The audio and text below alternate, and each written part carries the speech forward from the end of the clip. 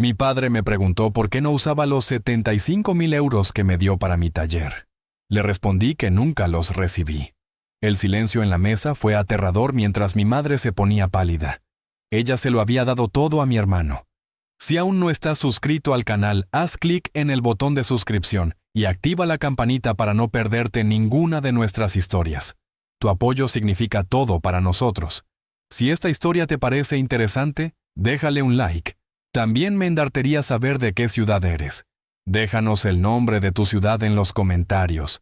Ahora empie olor a cedro y a barniz viejo era la primera cosa que me saludaba por la mañana y la última que me despedía por la noche. Era el perfume de mi vida. El legado que corría por mis venas en lugar de sangre. Mi taller, o más bien el taller de mi abuelo, don Augusto, era mi universo entero. Un caos ordenado de maderas preciosas apiladas en rincones. Herramientas manuales colgadas con una lógica que solo yo entendía. Y un manto perpetuo de serrín fino que cubría cada superficie como una nieve dorada. Desde que tengo memoria, este lugar ha sido mi refugio. Recuerdo las manos de mi abuelo, grandes y callosas, pero increíblemente delicadas, deslizando un cepillo sobre una tapa de abeto, liberando virutas que se enroscaban como rizos de oro. Cada pieza de madera tiene una canción dentro, Lisandro, me decía, con su voz grave y resonante como el cuerpo de una de sus guitarras. El trabajo de luthier no es crear la canción, sino liberarla. Ahora sus manos ya no estaban, pero su voz seguía resonando en las paredes, en cada herramienta que yo empuñaba. Y la presión de liberar esas canciones se había convertido en un peso sobre mis hombros. Especialmente hoy. La vieja máquina para doblar madera, una reliquia que mi abuelo había construido él mismo, había decidido rendirse. El elemento calefactor chisporroteaba y emitía un olor a quemado que no tenía nada que ver con la nobleza de la madera. Estaba intentando dar forma a los aros de palo de rosa para la guitarra de un cliente. Un músico profesional que ya había pagado un adelanto generoso. Un adelanto que se había evaporado en facturas y en la compra de alimentos básicos. Como va lo mío, Lisandro, la voz de un cliente, el señor Méndez, me sacó de mi trance. Entró sin llamar, como si el taller fuera una extensión de su propia casa. Asentí, limpiándome el sudor de la frente con el dorso de la mano. Casi está, señor Méndez. Solo unos detalles finales en el puente. Mentí. La guitarra estaba lejos de estar lista. Sin la dobladora no podía continuar. Él entrecerró los ojos, su mirada recorriendo el desorden del taller. Eso dijiste la semana pasada. La necesito para una gira. Si no la tienes para el viernes, tendré que cancelar y buscar en otro lado. Y por supuesto querré mi adelanto de vuelta. Sentí un nudo en el estómago. Asentí de nuevo, esta vez sin mirarlo. Estará lista para el viernes, señor Méndez. No se preocupe. Él se fue, dejando tras de sí una estela de ansiedad que se mezcló con el olor a cedro. Me quedé mirando la máquina rota, un monstruo de hierro y frustración. Arreglarla costaría dinero que no tenía. Comprar una nueva era una fantasía. Me pasé las manos por el pelo, sintiendo el serrín crujir bajo mis dedos. El legado de mi abuelo se sentía menos como una bendición y más como una condena silenciosa. Esa noche la cena fue como de costumbre solitaria. Un par de huevos fritos y frijoles refritos. Me senté en la pequeña mesa de la cocina, que también era mi oficina, mi comedor y mi sala de estar.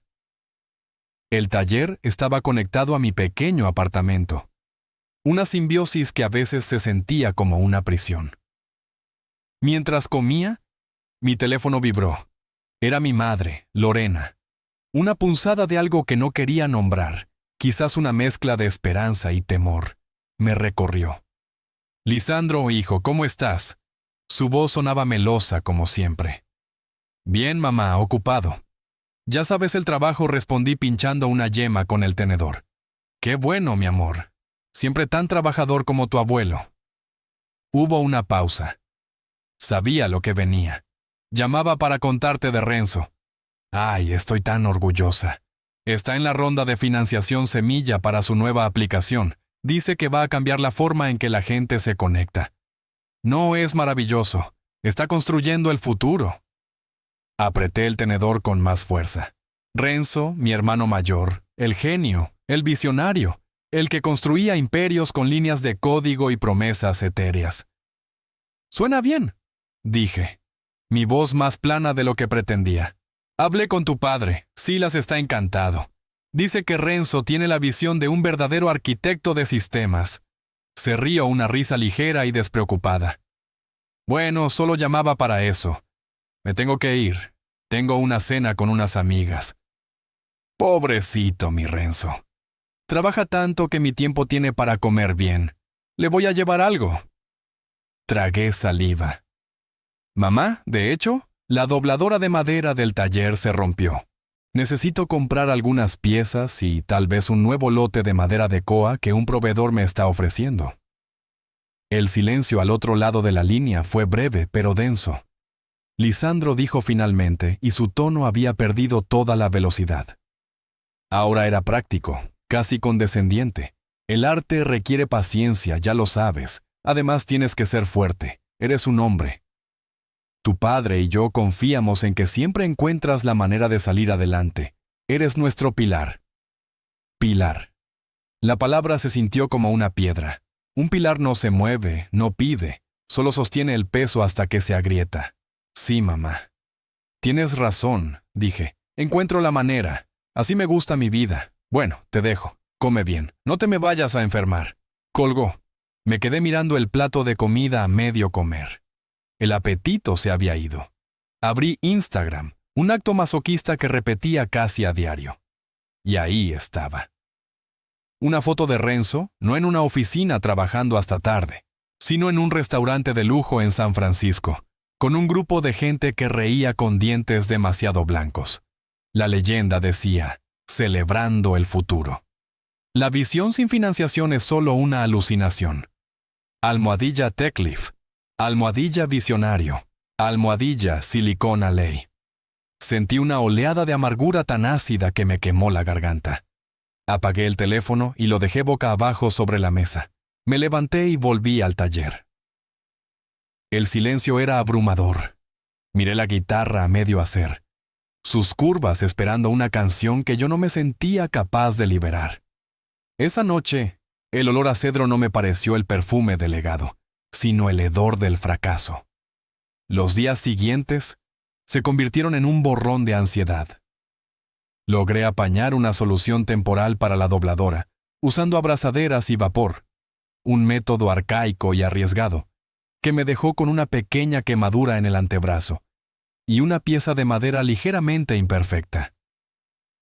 No era la calidad de mi abuelo, pero tendría que bastar. El señor Méndez no lo notaría, o eso esperaba.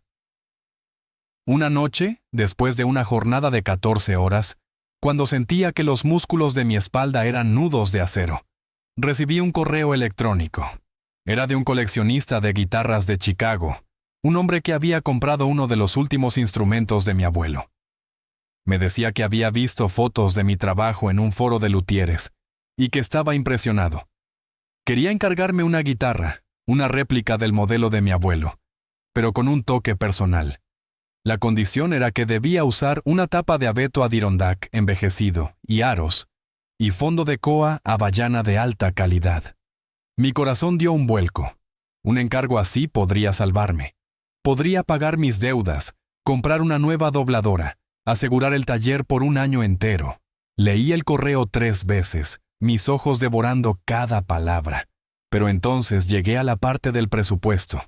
Era generoso, muy generoso. Pero la mitad se pagaría a la entrega. Necesitaba el capital inicial para comprar esas maderas exóticas que costaban una fortuna.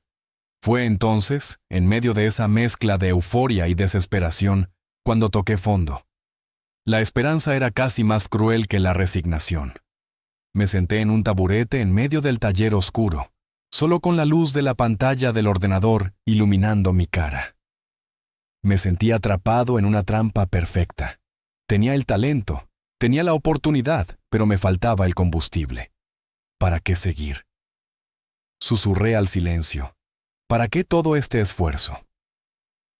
Miré mis manos, estaban agrietadas, manchadas de nogalina, con pequeñas cicatrices de cinceles y cuchillas. Eran las manos de un trabajador, no las de un visionario como Renzo. Tal vez mi madre tenía razón. Tal vez mi lugar era este, luchando en silencio, siendo el pilar. Abrí el cajón de mi mesa de trabajo y saqué una botella de tequila barato que guardaba para emergencias. Desenrosqué el tapón y le di un trago largo y ardiente. El líquido me quemó el esófago y me calentó el pecho. Le di otro y otro. Me apoyé en la mesa, la cabeza me daba vueltas. Miré la foto en blanco y negro de mi abuelo que colgaba en la pared.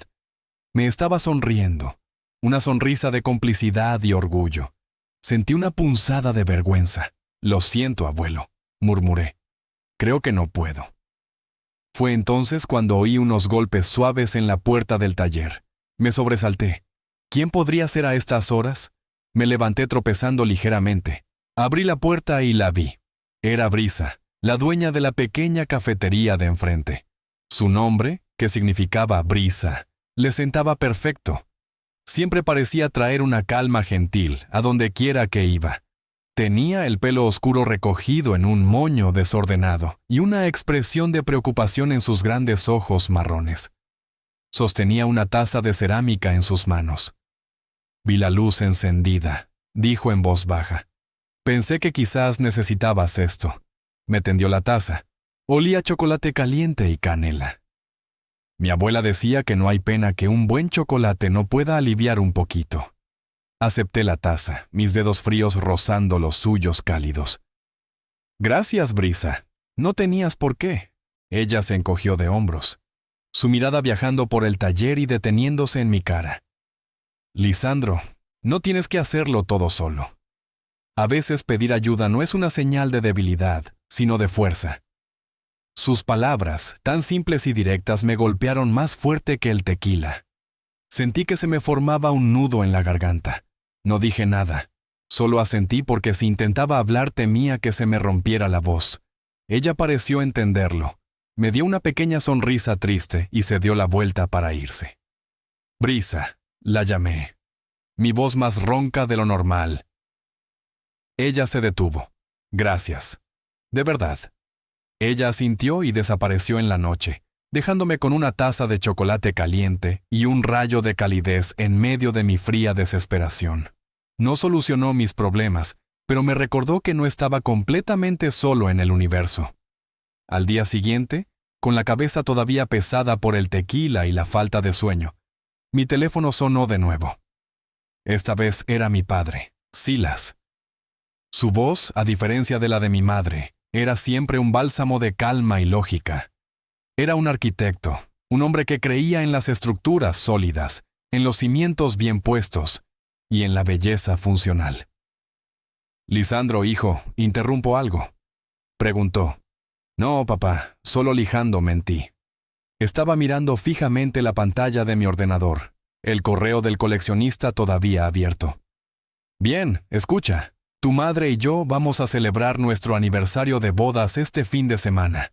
Una cena tranquila en casa, solo la familia. Me gustaría mucho que vinieras.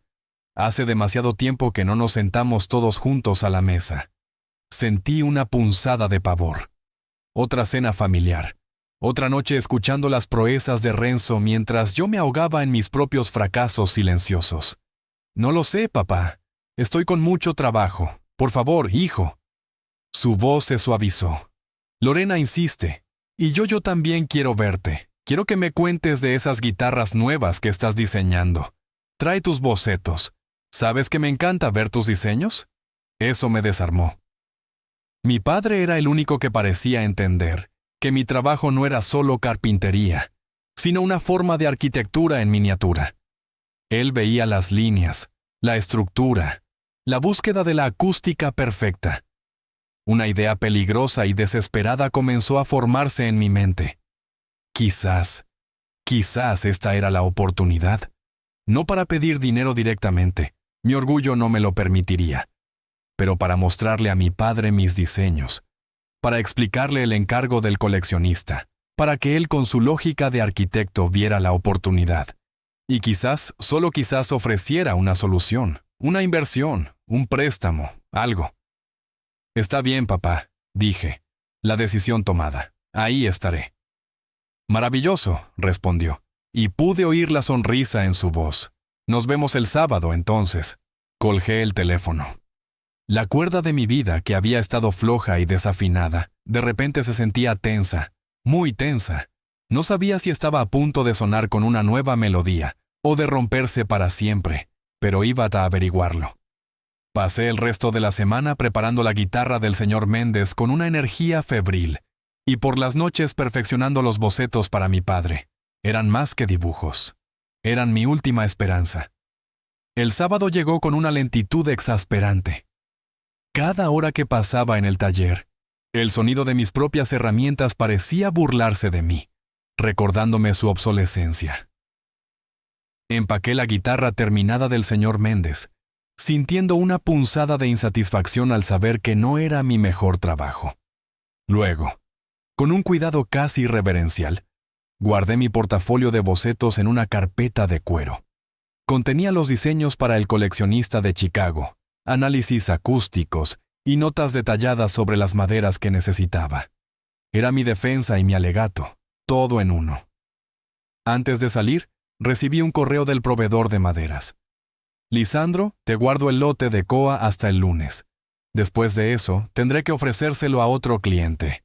Es una madera excepcional, no durará. La presión aumentó. Era ahora o nunca. Para colmo de males, justo cuando estaba cerrando el taller, un sobre blanco asomaba por debajo de la puerta. Era un aviso de la compañía eléctrica. Último aviso de corte de servicio. La fecha límite era el martes. Sentí que el suelo se abría bajo mis pies. Sin electricidad, mi taller no era más que un museo de herramientas inútiles. Apreté la mandíbula y me metí la carta en el bolsillo. Conduje hacia la casa de mis padres, una hermosa estructura minimalista que mi padre había diseñado él mismo. Cada vez que llegaba, me sentía como un extraño visitando un planeta extranjero. El contraste entre sus paredes blancas inmaculadas y mi taller lleno de polvo y sudor era un abismo. El ambiente en la cena era tenso desde el principio, cubierto por una fina capa de cortesía forzada. Mi madre, Lorena, revoloteaba por la mesa, asegurándose de que todo estuviera perfecto. Llevaba un vestido elegante y un perfume caro que llenaba la habitación. Renzo, por supuesto, era la estrella. Había llegado en un coche deportivo nuevo, un capricho que, según él, era una inversión en imagen de marca. Durante la cena, Renzo nos deleitó con un monólogo sobre su última genialidad, una aplicación de red social exclusiva solo por invitación llamada Elisum. No es para todo el mundo, claro, explicaba mientras gesticulaba con un tenedor. Es para creadores de tendencias, para gente que entiende el valor de la exclusividad. Estamos creando un ecosistema digital curado. Olvídense de Facebook, eso es para las masas. Esto es el futuro. Lorena lo miraba con una adoración que rayaba en lo ridículo. ¡Ay, qué inteligente eres, hijo! Siempre un paso por delante de todos. Mi padre, Silas, escuchaba con una expresión indescifrable. Él era un hombre de ángulos rectos y materiales honestos. El mundo de las aplicaciones etéreas y las valoraciones millonarias basadas en promesas le era ajeno. ¿Y cuál es el modelo de negocio, Renzo?, preguntó Silas con su tono práctico de arquitecto. ¿Cómo genera ingresos algo así? Renzo sonrió con suficiencia. Papá, no piensas en ingresos, piensas en crecimiento, adquisición de usuarios. Una vez que tienes la base de usuarios, la monetización llega sola. Publicidad, suscripciones premium, venta de datos. Se detuvo y me miró por primera vez en toda la noche. Es un poco como el taller de Lisandro. Él no vende guitarras, vende un legado, una experiencia. Yo vendo exclusividad. La comparación era tan absurda que casi me atraganto con el vino.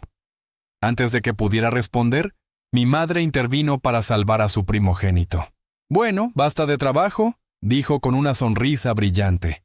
Estamos celebrando, Silas, querido, un brindis. Mi padre levantó su copa por 30 años juntos, dijo mirando a mi madre, y por nuestros hijos, por Renzo, y su futuro brillante. Hizo una pausa y luego se giró hacia mí. Su mirada se suavizó. Y por Lisandro, que mantiene vivo el arte de su abuelo con sus propias manos. Bebimos. El silencio que siguió fue denso. Era mi oportunidad. Hablando de eso, papá, empecé carraspeando.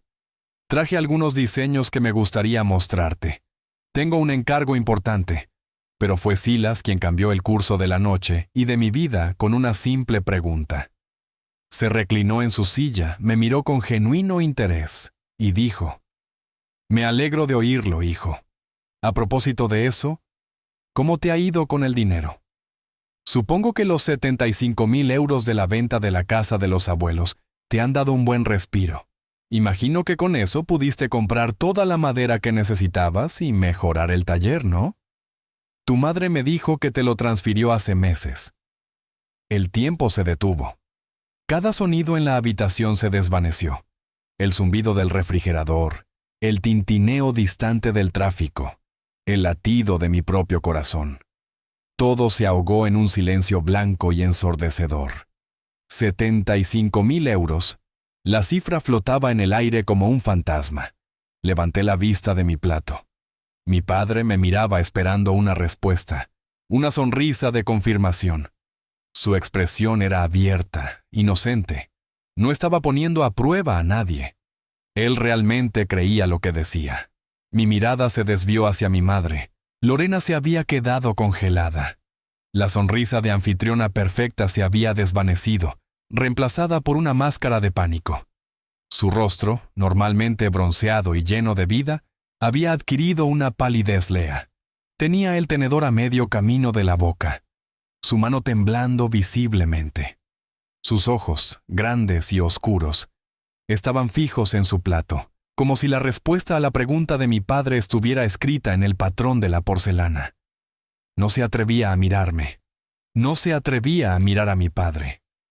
Incluso Renzo, normalmente ajeno a todo lo que no fuera su propio reflejo, pareció sentir el cambio drástico en la atmósfera.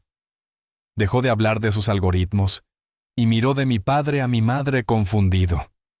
Yo tragué saliva, mi garganta tan seca como el serrín. Las palabras de mi padre se repetían en mi cabeza. 75,000 euros la casa de los abuelos, transferido hace meses. Era una realidad paralela, un universo alternativo donde yo no tenía deudas, donde mi taller prosperaba, donde no me despertaba a las 3 de la mañana con un nudo de pánico en el pecho. Mi padre frunció el ceño ante mi silencio. «Hijo, todo bien». Finalmente encontré mi voz. Salió como un susurro. Un raspado ronco que apenas era audible. «¿Qué dinero, papá?». Las 3 palabras cayeron sobre la mesa con el peso de una losa de granito. El tenedor de mi madre cayó de su mano y golpeó el plato con un chasquido agudo que sonó como un disparo en el silencio sepulcral. Silas se quedó inmóvil. Su sonrisa desapareció, reemplazada por una confusión total. Parpadeó como si no hubiera entendido mis palabras. «¿Cómo que qué dinero?». «El dinero de la venta, tu parte, tu madre». Su voz se apagó mientras se giraba lentamente para mirar a su esposa. La pregunta estaba en sus ojos. Una pregunta que ya no era inocente. Ahora estaba cargada de una sospecha terrible. Incipiente. Lorena seguía sin levantar la vista. Sus nudillos estaban blancos por la fuerza con que apretaba su servilleta de lino. Fue Renzo quien rompió el hechizo con su habitual falta de tacto. «¿Papá? ¿De qué estás hablando?». «Mamá me dio ese dinero a mí, para la fase de desarrollo de Elizún. Era una inversión en el negocio familiar». Si las palabras de Renzo pretendían calmar la situación, lograron exactamente lo contrario. La mirada de mi padre pasó de Renzo a Lorena y luego a mí. En sus ojos vi cómo las piezas del rompecabezas se encajaban formando una imagen monstruosa. La confusión se transformó en incredulidad, y la incredulidad en una furia helada que era mucho más aterradora que cualquier grito. No apartó la vista de mi madre. Su voz, cuando finalmente habló, era baja, controlada, pero vibraba con una intensidad que hizo que se me erizara la piel. Lorena, solo su nombre. Pero en ese nombre había 30 años de confianza, de complicidad, de vida en común, todo ello colgando de un hilo. Silas, yo, empezó ella. Su voz un hilo tembloroso. Yo puedo explicarlo, Renzo. Su proyecto es el futuro. Era una oportunidad única, Lisandro. Él es fuerte. Él siempre se las arregla. Su trabajo es más estable. No necesita grandes inversiones de golpe. No necesita, repitió mi padre, y por primera vez su voz se quebró de pura incredulidad. Se giró hacia mí, sus ojos buscándome, realmente viéndome por primera vez en mucho tiempo. Y en su mirada vi el reflejo de mis noches sin dormir, de mis manos agrietadas, del aviso de corte de luz en mi bolsillo. «Lisandro, ¿no has recibido nada? Ni un solo euro». Negué con la cabeza, incapaz de hablar. El nudo en mi garganta era demasiado grande. «Le dijiste a tu propio hijo que no había dinero», exclamó Silas, ahora sí golpeando la mesa con el puño. La vajilla saltó y mientras le daba su herencia, el dinero de sus abuelos a su hermano para financiar sus fantasías. «No son fantasías», gritó Renzo poniéndose a la defensiva. «Es un negocio legítimo». «Sí, Laos», suplicó mi madre, las lágrimas empezando a correr por sus mejillas. «Lo hice por la familia». «Por la familia». La voz de mi padre era un látigo. «O por tu orgullo, por poder presumir con tus amigas del hijo genio de la tecnología». «¿Y qué pasa con tu otro hijo, el que trabaja de sol a sol en el taller de tu padre, honrando su memoria? A él que le den, ¿no? Él es el pilar». «Pues los pilares también se rompen, Lorena. Se rompen». Me levanté de la mesa. No podía respirar. La habitación se sentía demasiado pequeña. Las paredes se me echaban encima. Necesito aire», conseguí decir. Caminé hacia la puerta, mis piernas como si fueran de plomo. Detrás de mí la tormenta acababa de desatarse. Los gritos, las acusaciones, los sollozos, todo se mezclaba en un caos cacofónico. Salí al jardín trasero. El aire frío de la noche me golpeó la cara. Me apoyé en un árbol jadeando, intentando llenar mis pulmones. Miré hacia la casa. A través de la gran ventana del comedor, podía ver las siluetas de mi familia desmoronándose. Mi padre, de pie, una figura de furia y decepción. Mi madre, hundida en su silla, llorando, y Renzo, de pie entre ellos, todavía intentando defender su mundo de ensueño. Me sentí extrañamente vacío. No había triunfo en tener razón. No había satisfacción en la revelación de la verdad. Solo un dolor sordo y profundo. El dolor de la traición, que era mucho más agudo que cualquier dificultad económica. El pilar se había roto, y con él todo lo demás. Conduje sin rumbo por las calles dormidas de la ciudad. Las luces de los semáforos se sucedían, rojo, ámbar, verde, un ritmo hipnótico que no conseguía calmar el caos en mi cabeza. La escena de la cena se repetía en mi mente, en un bucle infernal. La pregunta inocente de mi padre, el pánico en los ojos de mi madre, la arrogancia inconsciente de mi hermano. Cada detalle era una nueva puñalada. Saqué el teléfono del bolsillo. Busqué el contacto de Renzo. Mi pulgar se cernía sobre el botón de llamar, temblando de rabia. Quería gritarle. Quería preguntarle si alguna vez en sus viajes de negocios y cenas de lujo, se había parado a pensar de dónde salía realmente el dinero. Si alguna vez se había preguntado cómo estaba su hermano pequeño, el que se suponía que era el pilar. Pero ¿qué conseguiría con eso? Él no lo entendería. Para él, yo era solo una nota a pie de página en la gran historia de su éxito. Apagué la pantalla y arrojé el teléfono al asiento del copiloto. Al día siguiente, un silencio antinatural se había apoderado de la casa de mis padres. Cuando bajé a por un café, mi madre no estaba en la cocina.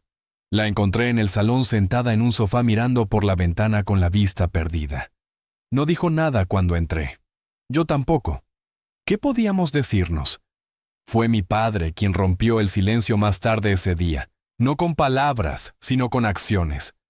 Lo vi salir de casa temprano con el rostro sombrío y determinado. No volvió hasta media tarde. Entró en mi antiguo dormitorio donde yo había pasado la noche y cerró la puerta. Sostenía un fajo de papeles en la mano. Eran extractos bancarios.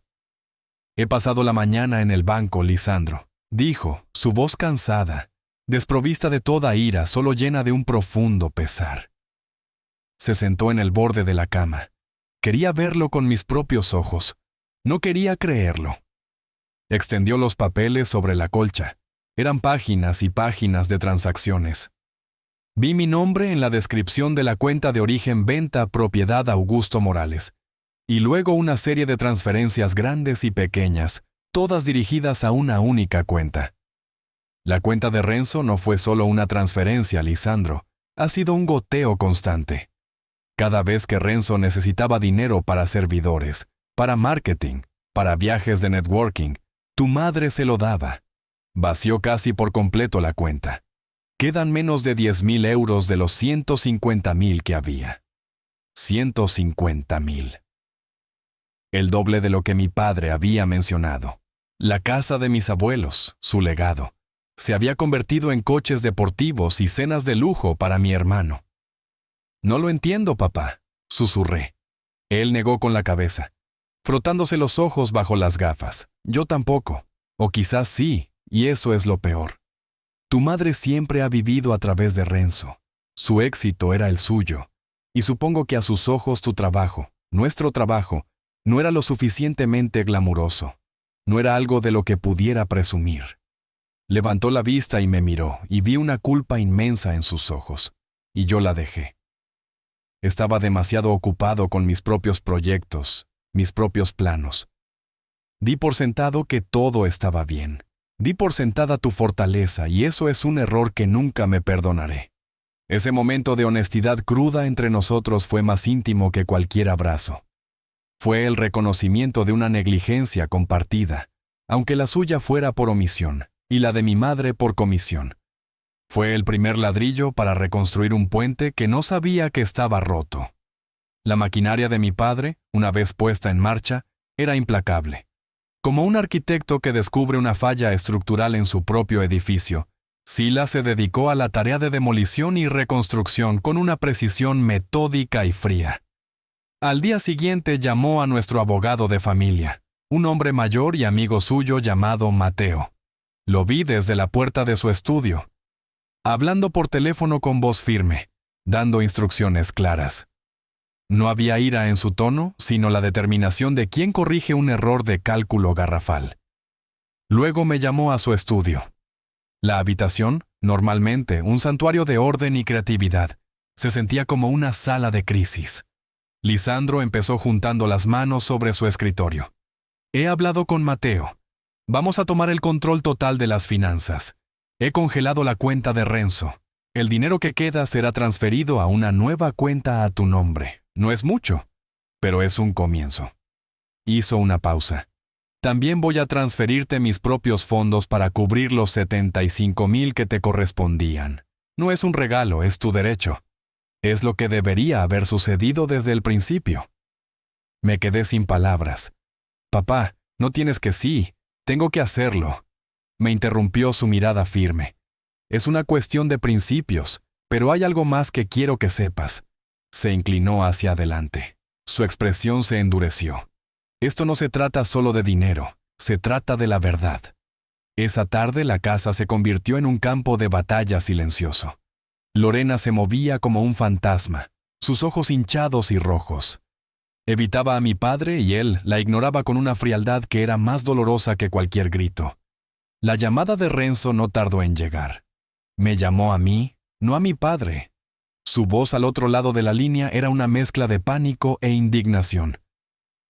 «Lisandro, ¿qué diablos está pasando? Mi tarjeta ha sido rechazada. No puedo acceder a mi cuenta. Papá me ha cortado el grifo. Tienes que hablar con él. Estoy en medio de una negociación crucial». Escuché su voz frenética y por primera vez no sentí rabia, sino una especie de lástima distante. Era como ver a un niño al que le quitan su juguete favorito. No creo que haya nada de qué hablar, Renzo, dije, mi voz tranquila. ¿Cómo que no? Es mi carrera, mi futuro no lo entiendes. Tú con tus guitarritas puedes esperar, pero el mundo de la tecnología no espera a nadie. Mis guitarritas, como tú las llamas, eran el legado de tu abuelo y el dinero que estabas gastando era mi parte de ese legado. Así que no, Renzo, no voy a hablar con él. Creo que es hora de que empieces a construir tu futuro con tus propias manos, no con las mías. Colgué antes de que pudiera responder. Fue como cerrar una puerta que llevaba demasiado tiempo abierta, dejando entrar una corriente de aire viciado. Mientras tanto, mi padre seguía con su investigación silenciosa.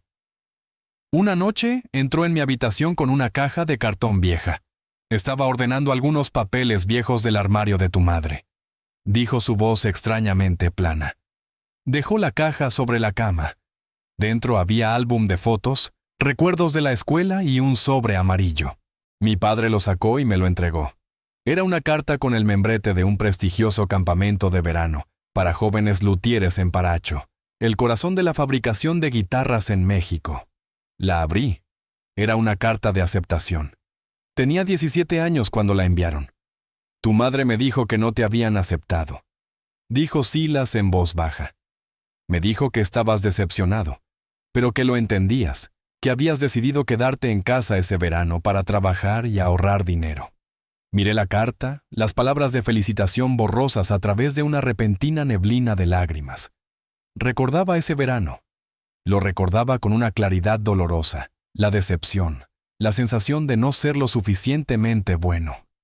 Mientras yo pasaba ese verano lijando cuerpos de guitarra en el taller, sintiéndome un fracasado, Renzo se había ido a un viaje por Europa, un viaje cultural para ampliar horizontes que mi madre había insistido en que era esencial para su desarrollo.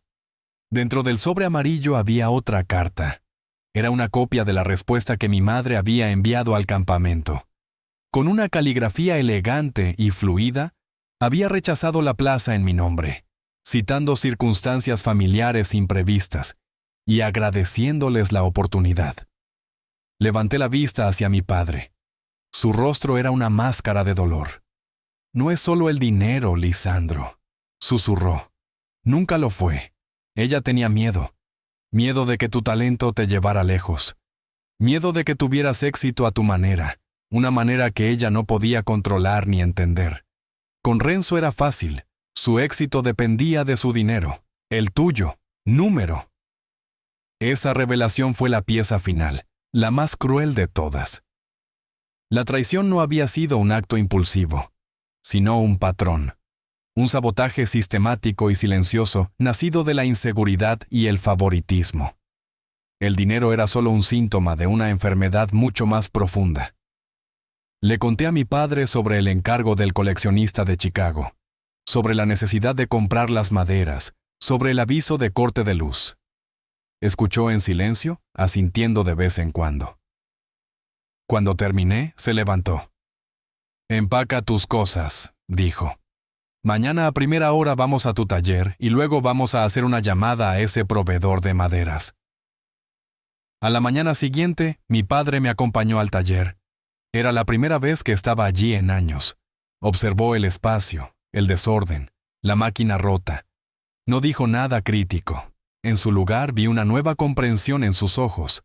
Vio las horas de trabajo, la lucha, la dedicación. Hicimos la llamada y compramos el mejor lote de Coa y abeto adirondack disponible.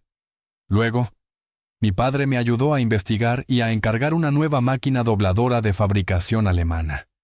Mientras estábamos allí, apareció don Augusto, el viejo amigo de mi abuelo, un maestro luthier ya retirado que a veces venía a visitarme. Vio a mi padre, me vio a mí, y con la sabiduría de sus 80 años pareció entenderlo todo sin necesidad de explicaciones. A veces, dijo don Augusto, poniendo una mano arrugada en mi hombro, para que una guitarra suene bien, primero hay que romper la vieja caja de resonancia y construir una nueva. Parece que eso es lo que estáis haciendo aquí. Miró a mi padre. Silas, me alegro de verte. Tu hijo tiene las manos de su abuelo. Pero el corazón es suyo. Es un buen corazón, fuerte como el roble. Mi padre asintió con los ojos húmedos. Lo sé, Augusto. Me ha costado demasiado tiempo verlo. Esa tarde mi padre me preguntó si quería emprender acciones legales contra Renzo para recuperar el resto del dinero. Hablé con él y también con Brisa, que se había convertido en mi confidente silenciosa. El dinero es solo dinero, Lisandro, me dijo ella mientras me servía un café. Pero la paz no tiene precio. ¿Qué es lo que realmente quieres? Y me di cuenta de lo que quería. No quería una batalla legal que arrastrara el nombre de mi familia por el barro. No quería la humillación de mi hermano. Lo que quería era justicia y la justicia para mí era la oportunidad de demostrar mi valía. No, papá, le dije a mi padre esa noche. No voy a demandarlo. Voy a usar el dinero que me has dado, mi dinero, para construir la mejor guitarra que he hecho en mi vida. Esa será mi respuesta. La caída de Renzo fue tan rápida como su ascenso. Sin el flujo constante de dinero de mi madre, su imperio de aplicaciones se derrumbó como un castillo de naipes. Su socio, Fabián, desapareció en cuanto se secó el pozo. Los inversores resultaron ser otros jóvenes como él, gastando el dinero de sus padres. Vi por casualidad que había puesto a la venta su coche deportivo en Internet. Unas semanas más tarde me enteré por mi padre que había aceptado un trabajo en el almacén de una empresa de logística. Un trabajo real, un trabajo de manos. Mi padre y Lorena iniciaron los trámites de separación. Ella se quedó en la gran casa minimalista que ahora debía parecerle una cárcel vacía y silenciosa. La vi una vez de lejos en un supermercado. Parecía más vieja, más pequeña. Nuestros ojos se cruzaron por un instante. Vi en los suyos una mezcla de vergüenza y resentimiento. Aparté la mirada. Yo me sumergí en mi trabajo como un hombre que se aferra a una balsa en medio del océano. Con las nuevas herramientas y las maderas de primera calidad, mi taller se transformó y yo también. Cada corte, cada lijado, cada capa de barniz era un acto de reclamación. Estaba reclamando mi arte, mi legado, mi futuro. Estaba construyendo mi nueva caja de resonancia. Pasó un año que se sintió como una vida entera. El taller ya no era el mismo. La nueva máquina dobladora alemana zumbaba con una eficiencia silenciosa. Estantes de madera de arce, diseñados y construidos por mi padre. Ahora albergaban mis herramientas y maderas, todo en un orden impecable. El polvo seguía allí, pero ahora parecía polvo de estrellas. El residuo mágico de la creación. Había contratado a un joven aprendiz, un chico entusiasta del conservatorio local que me miraba con la misma reverencia con la que yo solía mirar a mi abuelo. Mi vida había encontrado un nuevo ritmo, una melodía constante y tranquila. La guitarra para el coleccionista de Chicago había sido un éxito rotundo. Me envió un correo electrónico efusivo diciendo que era la mejor guitarra que había tocado en su vida. Una digna heredera de las obras maestras de mi abuelo. Ese correo, impreso y enmarcado, ahora colgaba en la pared donde antes solo estaba la foto de don Augusto. Los encargos empezaron a llegar de músicos de todo el país, e incluso de algunos del extranjero. Ya no tenía que mentir a los clientes ni preocuparme por el aviso de corte de luz. La relación con mi padre se había transformado. Ya no se basaba en llamadas telefónicas esporádicas y visitas de compromiso. Ahora, casi todos los sábados, Silas venía al taller, no para supervisar, sino para participar. Descubrió un amor tardío por la carpintería. Mientras yo trabajaba en mis guitarras, él se dedicaba a diseñar y construir muebles para el taller, bancos de trabajo, vitrinas para los instrumentos terminados, gabinetes para las herramientas. Apenas hablábamos del pasado, no era necesario. Nuestra comunicación estaba en el trabajo compartido, en el silencio cómodo, mientras ambos nos concentrábamos en nuestras tareas, en el gesto de pasarle un destornillador sin que él lo pidiera, en la forma en que él admiraba la curva de una guitarra terminada con su ojo de arquitecto, apreciando la perfección de la forma. Estábamos construyendo ambos algo nuevo y sólido, sobre las ruinas de lo que habíamos perdido. Brisa se había convertido en una presencia constante y cálida en mi vida. Sus visitas para traer café se habían convertido en almuerzos compartidos y los almuerzos en cenas. Me encantaba escucharla hablar de sus sueños de expandir su cafetería, de su pasión por los granos de café de origen local. Ella me escuchaba a mí, mis frustraciones con un trozo de madera rebelde, mi emoción al encontrar la voz única de una nueva guitarra. Con ella no tenía que ser un pilar. Podía ser solo Lisandro. Un sábado por la tarde, mientras le daba la última capa de barniz a una guitarra clásica, la puerta del taller se abrió. Era Renzo. Apenas lo reconocí. Estaba más delgado. Su rostro había perdido la arrogancia juvenil, y ahora tenía la expresión cansada de alguien que ha trabajado duro. Llevaba un uniforme de una empresa de paquetería. Se quedó en la puerta mirando el taller transformado, sus ojos viajando de las nuevas herramientas a las guitarras colgadas en la pared. «Hola, Lisandro», dijo, su voz más baja de lo que recordaba. «Renzo», respondí dejando la brocha a un lado. Él entró vacilante. Sostenía una vieja guitarra acústica, un modelo barato y gastado. La dejó sobre mi mesa de trabajo. Estoy aprendiendo a tocar», dijo sin mirarme a los ojos. «Un compañero del trabajo me está enseñando. Quería entender lo que haces, lo que te quité». Levantó la vista y vi en sus ojos una vergüenza genuina. «He estado ahorrando. Esto es todo lo que tengo por ahora». Sacó un sobre bolsillo y lo deslizó sobre la mesa. «Te lo devolveré todo, cada céntimo, aunque me lleve el resto de mi vida». Hizo una pausa tragando saliva. «Lo siento, Lisandro, por todo». Miré el sobre, luego la guitarra barata y finalmente a mi hermano. Vi a un hombre despojado de sus ilusiones, enfrentándose a la dura realidad. No sentí la necesidad de castigarlo más. La vida ya lo había hecho. Tomé la vieja guitarra. Una de las cuerdas estaba desafinada. La ajusté con un giro rápido de la clavija, se la devolví. «Empieza por los acordes básicos», le dije. «Do, sol, la menor. El resto vendrá con el tiempo». Él asintió con los ojos llenos de una gratitud que no necesitaba palabras. Tomó su guitarra y el sobre, y se fue. No fue un perdón total ni un abrazo de reconciliación. Fue algo más real, el reconocimiento de una deuda, y el primer paso en un camino muy, muy largo. Fue un comienzo. A Lorena apenas la veía. Hablaba con mi padre de vez en cuando. Conversaciones breves y logísticas. Supe que había empezado a trabajar como voluntaria en un museo de arte. Una ironía cruel. Pensé ella, que nunca había valorado el arte que florecía en su propio patio trasero. Quizás, rodeada de la belleza creada por otros, algún día entendería lo que había destruido. O quizás no. Ya no me importaba. Mi paz ya su comprensión. Esa noche, para celebrar la finalización de la última guitarra, Silas, Brisa y yo fuimos a cenar. No a un lugar lujoso, sino a un pequeño restaurante con un patio al aire libre, iluminado por hileras de bombillas cálidas. El aire era fresco, olía a jazmín y a tierra mojada. Después de la cena, volvimos al taller.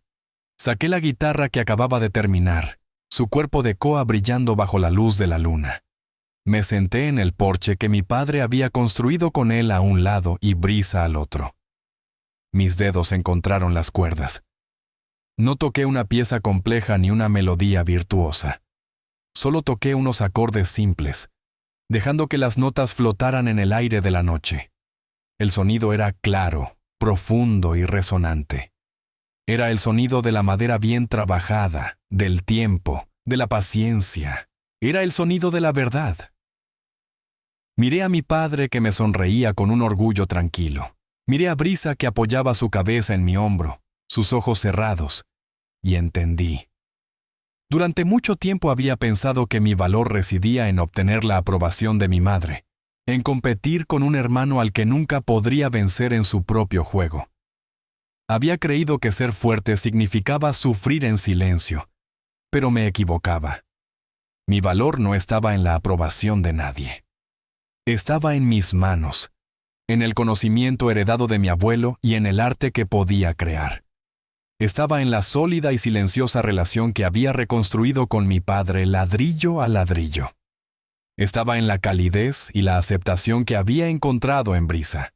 Yo no había sido el hijo elegido, pero había elegido mi propio camino.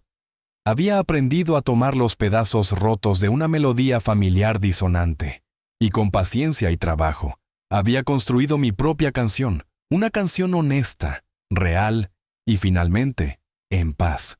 Y mientras las notas de mi guitarra se desvanecían en el silencio de la noche, supe que esa era la única melodía que importaba. Im.